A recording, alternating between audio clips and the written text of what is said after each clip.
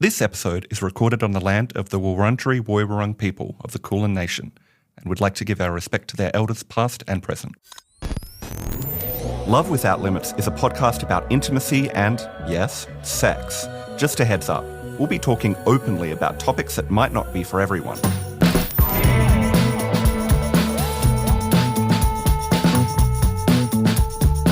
I'm Madeline Stewart. I'm Alistair Baldwin, and you're listening to Love Without Limits, the podcast where we explore the real, raw, often taboo stories of disabled people as they navigate sex, love, everything in between.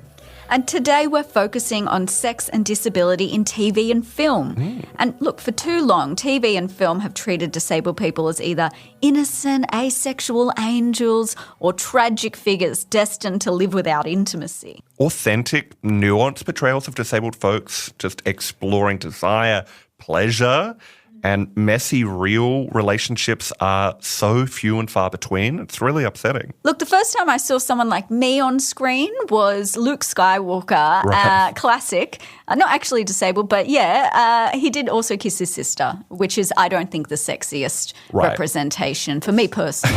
It's not the best rap for people with one hand. Yeah, we all kiss our siblings. Fact. Fact.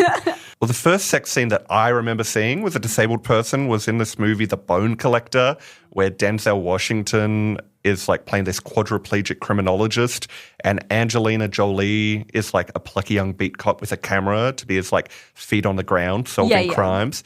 And then they hook up and it's like incredibly sensual but incredibly inauthentic casting. It's Yeah. not the best rep ever. Yeah. Also, he's her boss, so call HR. Definitely. But look, now things, thank goodness, are getting much better. Much better. You know, we've got Heartbreak High, we've got Sex Education. Look, there's progress and people are loving it, which leads perfectly into our first guest, who is my personal girl crush. Alistair, introduce our first guest. Let me read off my research. Oh, no. Because I know next to nothing about you. Absolutely nothing. We don't go way back. Hannah Divney is an Australian actress, activist, and author. So they tell me. Plays Nora in the 2024 black comedy Audrey, and of course were nominated for an ACTA award for Best Supporting Actress. No biggie. And No, that you was- were the lead. that was a big deal. It was a kinda huge was. deal. You were the lead in the ACTA award winning SBS dramedy Latecomers. Directed by. Well, I directed an episode, so Yes. look, full disclosure, we're friends. We Sorry are. about it. I'm going to be asking softball questions. You can watch some of our friendship develop on SBS On Demand through the course of Absolutely. the narrative of Latecomers. I'm never on screen, but you can really feel my You presence. can, absolutely. Hannah, first of all, we would love to say iconic. Aw, we love you. We love thank you so you. much. I We love love you your guys work. too. So you were part of the first Australian sex scene featuring a disabled actor. What did that moment feel like? And like both professionally as an actor, but also kind of personally as Hannah. Like, how did you feel doing that? It was a huge deal, like especially knowing that our community hasn't seen that representation before. We were all really, really committed to getting it right. It was really important to me that we make people watch, as weird as that sounds. We didn't just imply that these two characters were having sex. We didn't just focus on it for a second and then cut away. We actually had this beautiful, pretty intense moment. And actually, it's funny because what we shot is potentially more intense than What made the cut? what made the cut. Well, you know. But we couldn't go full R-rated. We tried out a couple different things, but I was also really lucky to have a co-star like Patrick Janor, who had really interesting experience as a carer of disabled children in his day job. So he kind of knew. He especially worked with a little boy with cerebral palsy. So he knew like how to help me move my body and be comfortable in that way, which was also really helpful because, I mean, as you guys know, the less explaining you have to do about how to do things, the less like labor and weight it is on your brain, and that there was enough going on at that particular moment. Yes. Especially Yeah. because you have like your intimacy coordinator who was incredible, but basically they're standing beside the camera, like yelling out the choreography that you've mapped out with all your consent exercises and stuff like that. And you're trying to remember that, do it right, and also look like you imagine a character would look like. You can't look like you're concentrating on what you're doing. Yeah. Yeah. You have It's to- weirdly like you're just kind of, it's like doing fight choreography or something like that. pretty much. Did you have a conversation with your family, maybe being like, oh, just so you know, in this episode, maybe don't watch that one? Well, it was funny because my mum actually was there on the day. She wasn't in the room, but we filmed up in Newcastle, up at Merewether Baths, and I needed a carer. So my mum came to Newcastle. She sat in the car while we did what we needed to do, and then came down and joined us. But yeah, they were all very aware that like this is what I'm doing. And interestingly enough, like obviously my family was super supportive and came to the premiere, so they're watching it at the same time as I'm watching it for the first time, and they were sitting behind me, so like their eyeballs were like Right. lasers in the dark. You just and I'm feel like, them. yeah. And I'm just sitting there like, please be okay with this, please. But I think both of my parents are pretty practical people. Like they're like, you're an adult. You're making decisions for yourself. This representation is important. You've always wanted it. Like it, and it's also much bigger than you. Not to mention, like it was done perfectly safely. Like everyone was taken care of. No one was taken advantage of in any way. What do you think are some of the surprising or maybe unknown aspects to filming intimate scenes in terms of just accessibility and stuff like that? Talking about blocks and blocking and... So I don't know if you were in the room on the day. I can't remember if you were there or not. So PJ's character Elliot is meant to carry my character Sarah in, and she's supposed to sit on this like bench thing. And I remember them wanting to sit me on the bench and me being like, I can't sit on that if you don't give me something to lean against.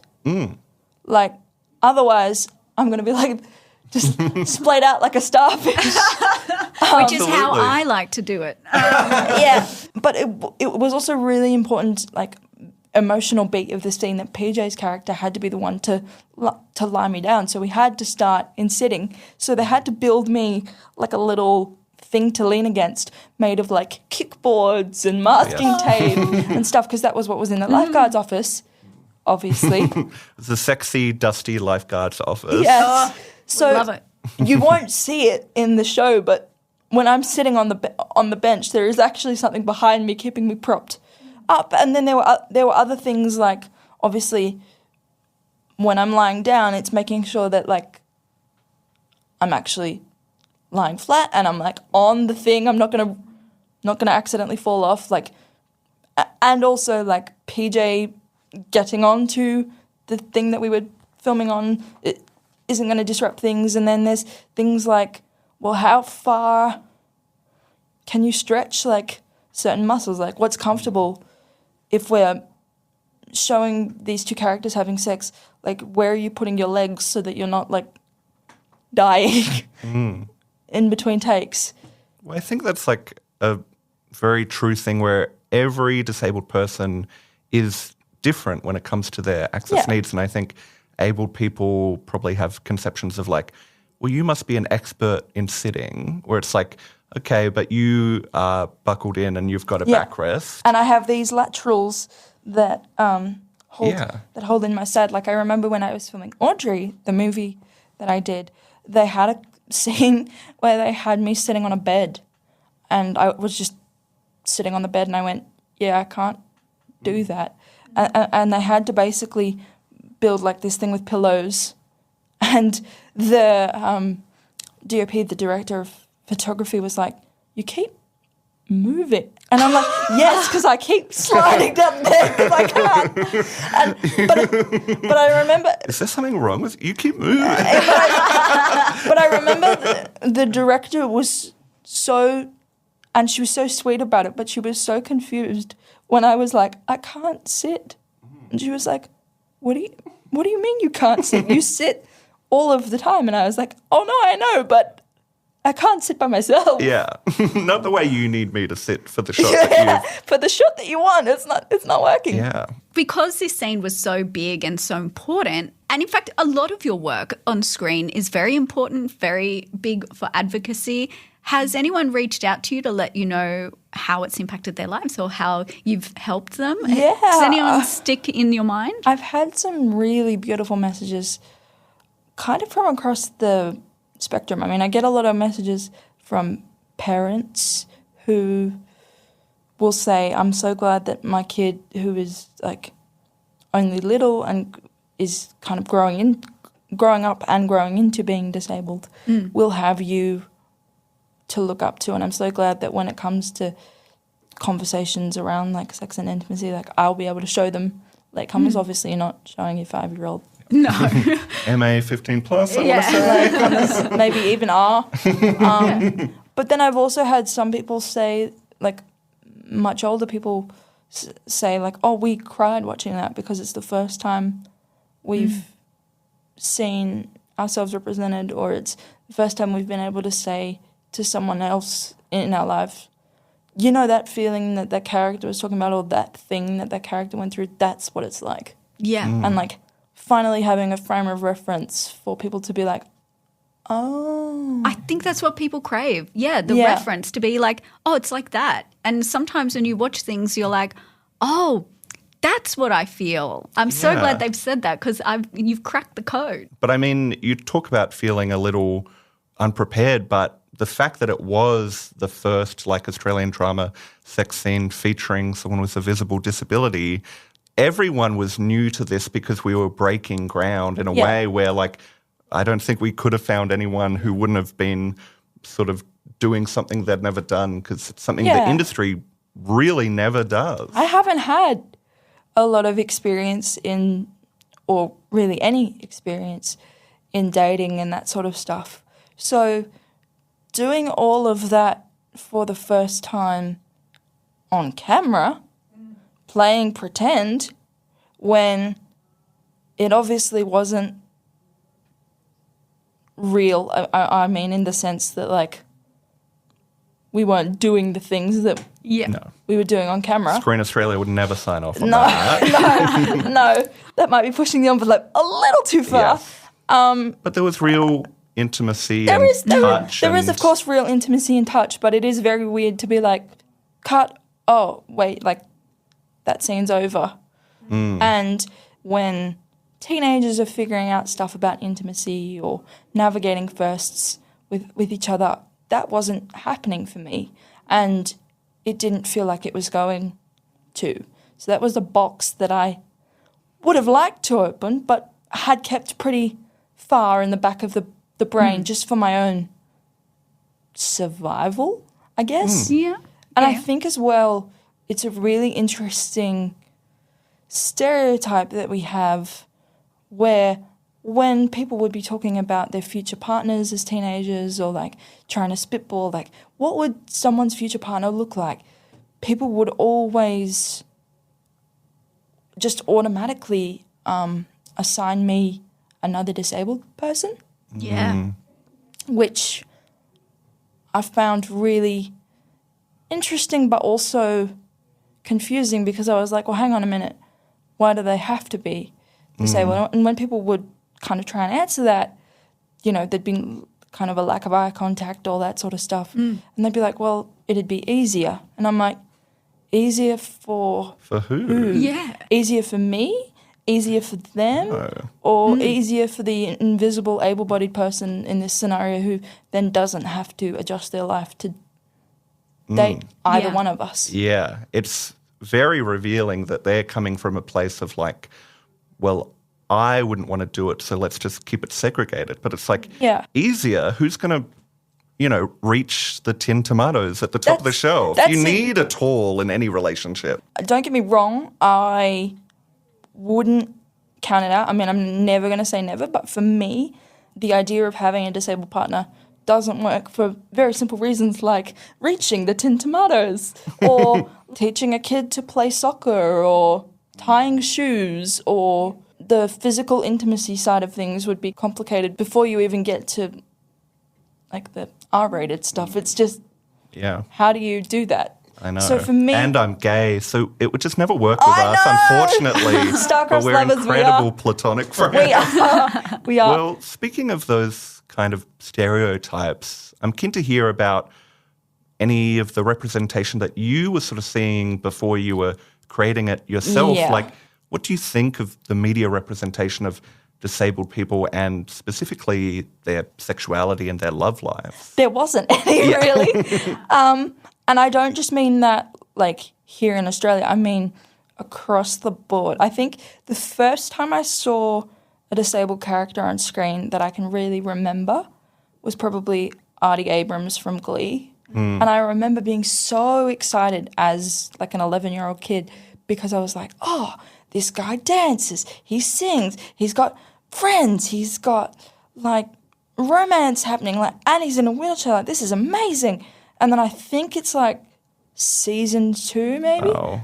This is burned into my mind. It's to safety dance. There's a dream. There's a dream sequence to safety. I'd forgotten that it was specifically to safety dance, but that somehow makes it so much worse. It's worse. I love that song, but it's forever tainted. And obviously, like he gets out of his wheelchair and starts to dance, and I remember just like my stomach dropping and being like, "Oh, this actor isn't disabled too." Cool.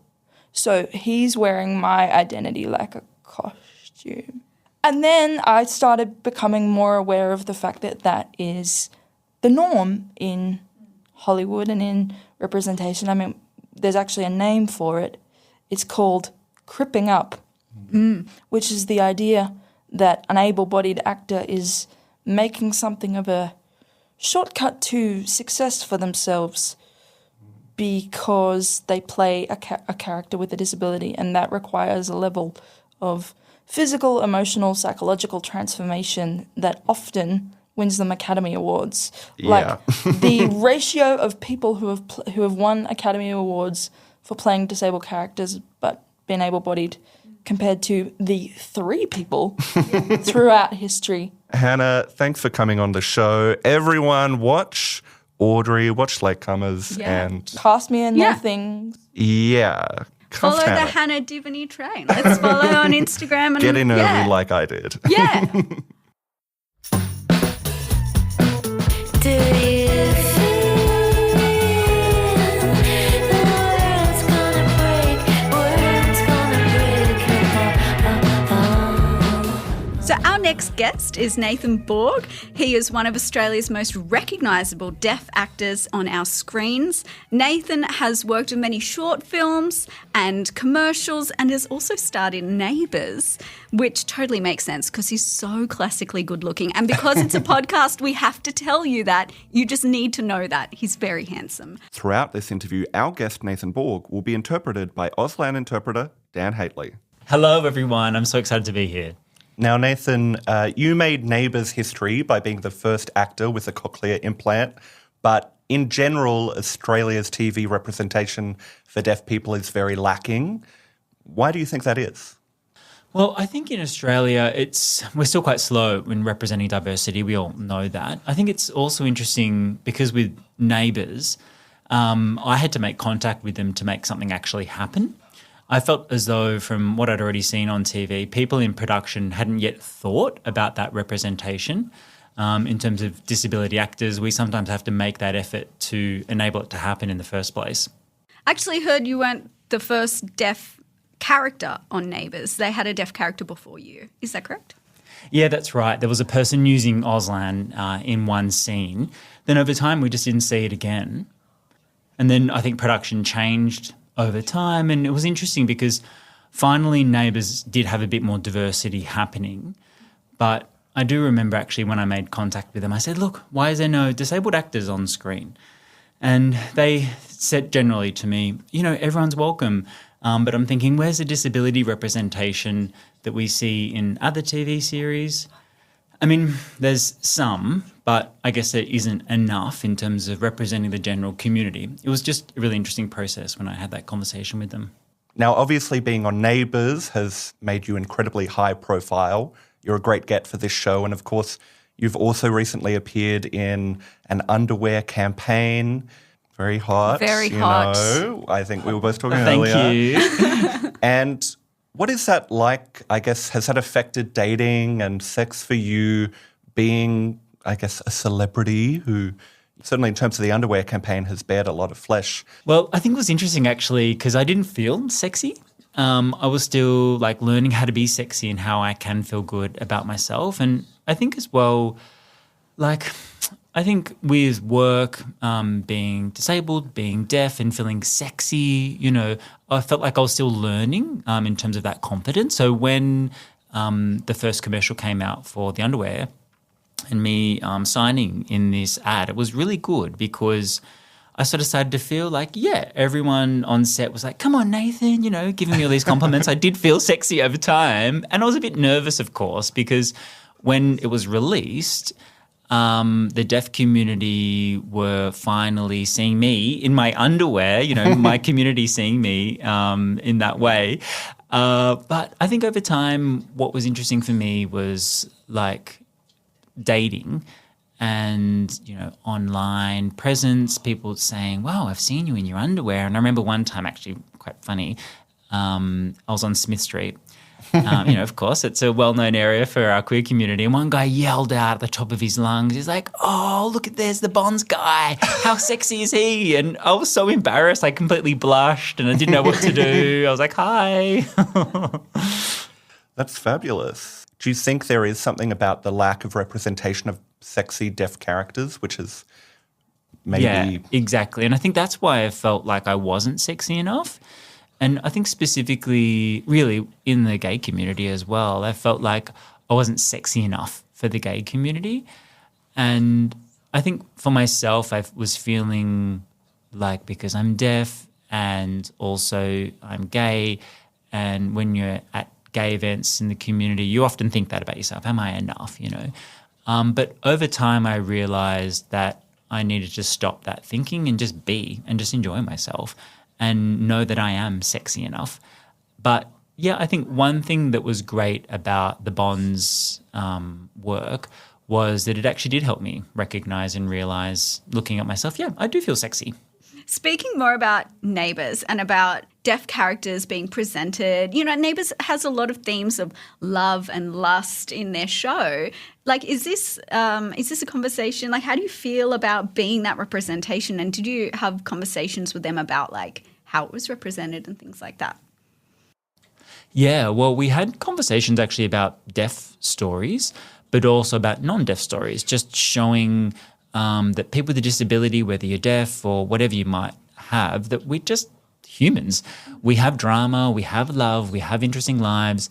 There was one story that was a gay romance narrative, and that was really interesting because I was like, finally they're showing love with my character.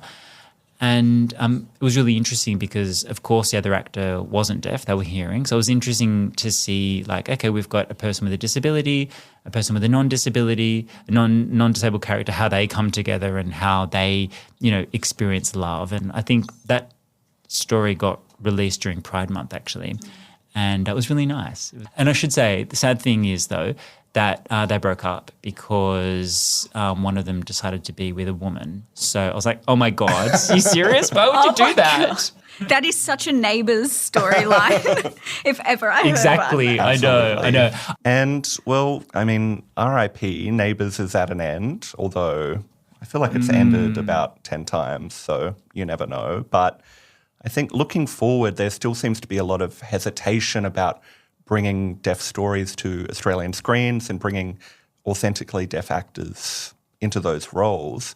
Where do you think that hesitation or even fear is coming from like the abled hearing people in charge?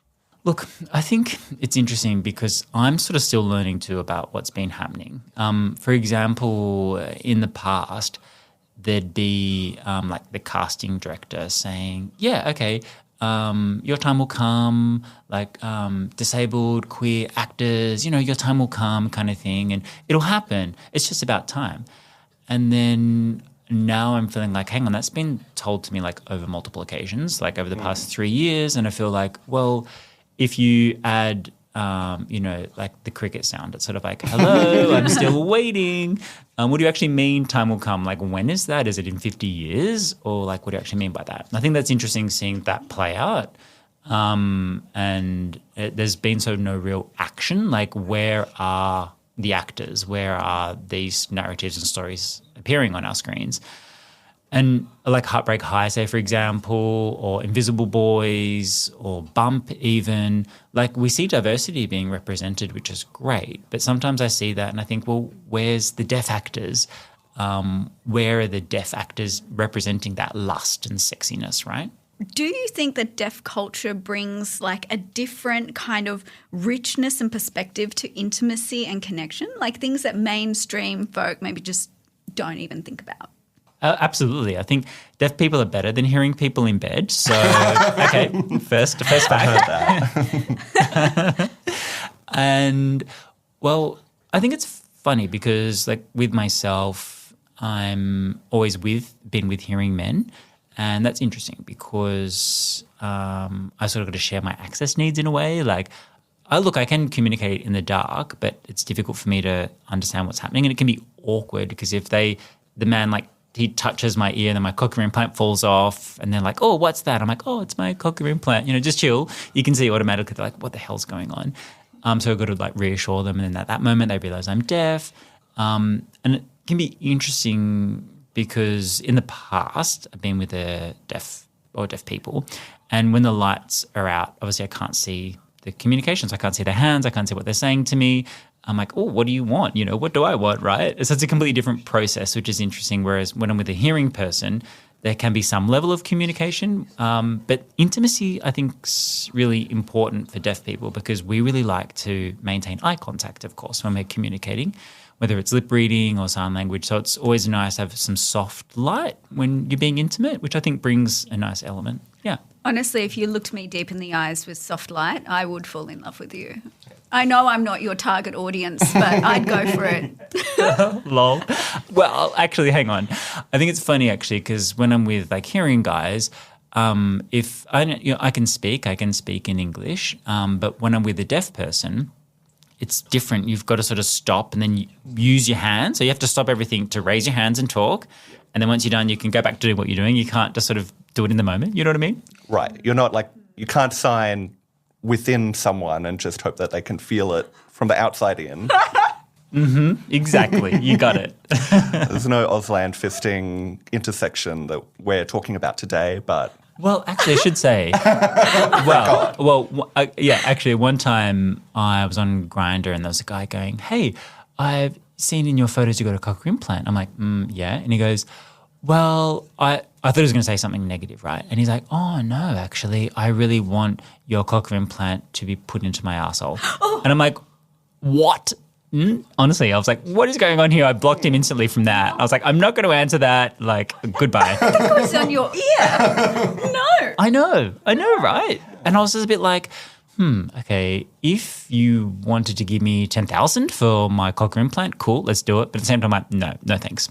I'm going to finish up with one important question, and I feel like we might have already gotten there with deaf people are the best in bed. But what is one myth or assumption about people who are deaf and sex? I think sometimes get a shock if I or a deaf person goes to like a nightclub or goes to a sex party or these different kinds of events, right? And people were like, oh, hang on. Oh, deaf people actually come to these things? And it's like, of course, we do. I think that's a really interesting myth or assumption. And it's almost like people don't believe that a deaf person would go to something like that until they see it themselves. And they're like, oh, okay, there are people with disability out there in the community, right? Why do they think you wouldn't go to something like that? Is it like access requirements, or do they think that disabled folk are just so pure of heart and just complete virgins who would never even think about sex, let alone do it. Yeah, I think that's exactly it. And I think it's also interesting because all those kind of events are actually really dark. So it is really hard for me to lip read and communicate. And I think normally what I'll do is ask someone if I can type on my phone and we can communicate in that way. And yeah, it's just really different. I think it's always a different approach from other people in how they might want to communicate. But yeah, everyone's reaction is really different. Thank you so much, Nathan. Thanks for coming on the show, Nathan. Thanks for having me. Thank you for sharing so much with us. We've loved every second of it. Yeah, cheers. Me too. Love you both. Do you feel the world's gonna break? World's gonna break. What an incredible episode we've had, Alistair. These are my favourite guests. Oh my God. What was your highlight? I really loved Nathan. Nathan's fantastic. Can't remember a word he said. I was just lost in his eyes the whole time. All I could see was the Bond commercial the whole time. I mean, very, very compelling ad for underwear, I have to say. Yes. And Nathan was so interesting, and I've loved hearing everything he was talking And about. his experience reaching out to neighbours himself, Yeah. saying there should be representation. Go out and get what you want. And talking to Hannah about latecomers, I mean, it was just such a privilege of my career to be part of that. And Hannah speaks so eloquently about the impact of what that show, and in particular that very sexy sex scene, did for the industry. What an amazing episode we've had today. Couldn't agree more. Well, that's been today's episode of Love Without Limits. Thanks for listening. This has been Love Without Limits, hosted by us, Madeline Stewart and Alistair Baldwin. And produced by Eliza Hull in partnership with SBS and Attitude Foundation. SBS team is Joel Supple and Max Cosford, recorded at Session in Progress.